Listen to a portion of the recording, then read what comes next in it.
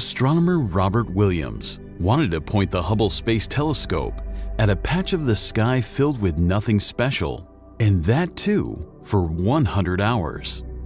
His colleagues criticized him as they thought it was a terrible idea and a waste of the telescope's precious observing time.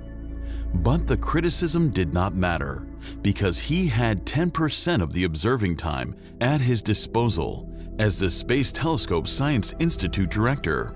He could do anything with it. Williams said that if nothing exceptional came out of it, he'd resign from the post. So for 100 hours, between December 18th and 28th, Hubble stared at a patch of sky near the Big Dipper's handle that was only about 1/30th as wide as the full moon. The telescope took 342 pictures of the region, each exposed for between 25 and 45 minutes.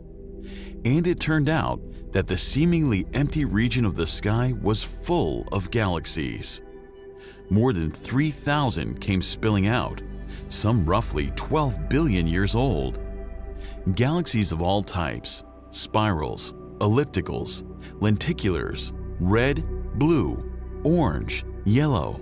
The pictures cracked the universe in ways scientists could never have imagined. Today, this composite image is known as Hubble Deep Field. As impressive as the Hubble Deep Field was, astronomers wanted more, and almost 3 decades later, the $10 billion James Webb Space Telescope finally provided that opportunity. Webb's long-awaited first year of science observations, known as Cycle 1, began by mid-2022. 2 of its Cycle 1 programs spent dozens of hours looking for distant galaxies in the early universe by staring at separate small portions of the sky. Astronomers did not expect anything remarkable. They thought they would get a refined version of the Hubble Deep Field from these 2 short-period Cycle 1 programs. Instead, to their surprise, such galaxies sprung into view immediately.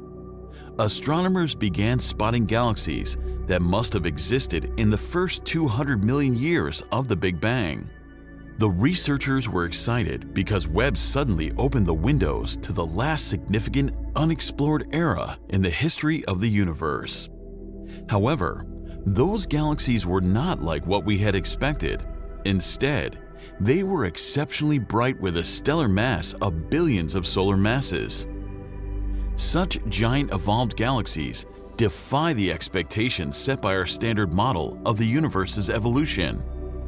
So where did we go wrong in our models? How can we explain the new extragalactic observations made by the James Webb Space Telescope? Finally, and most importantly, do these observations mean the Big Bang Theory is wrong?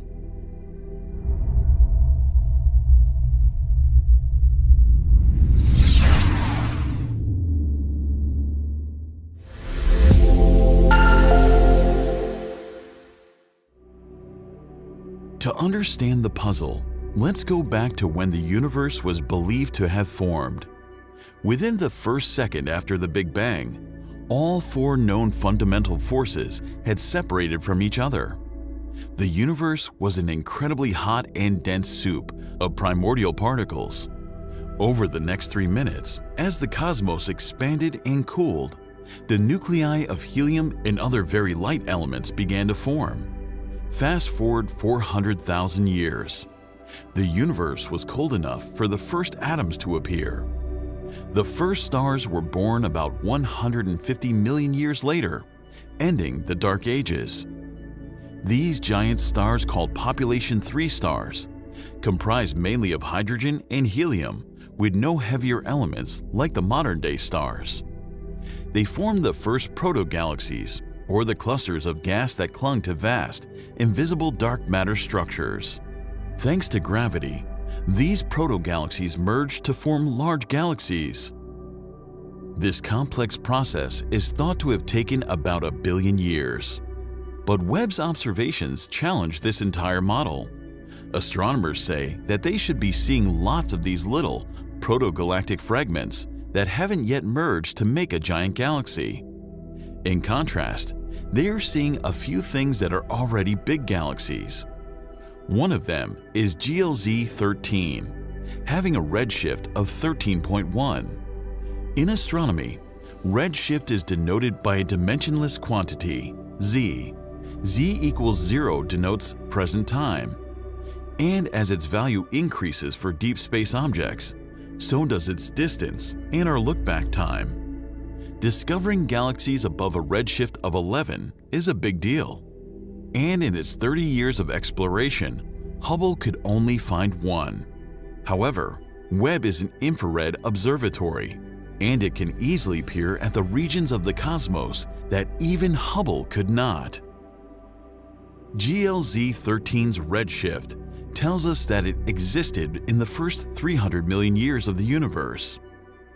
The initial redshift observations were photometric, which means it was determined by studying the galaxy in different colored filters without spectroscopic analysis.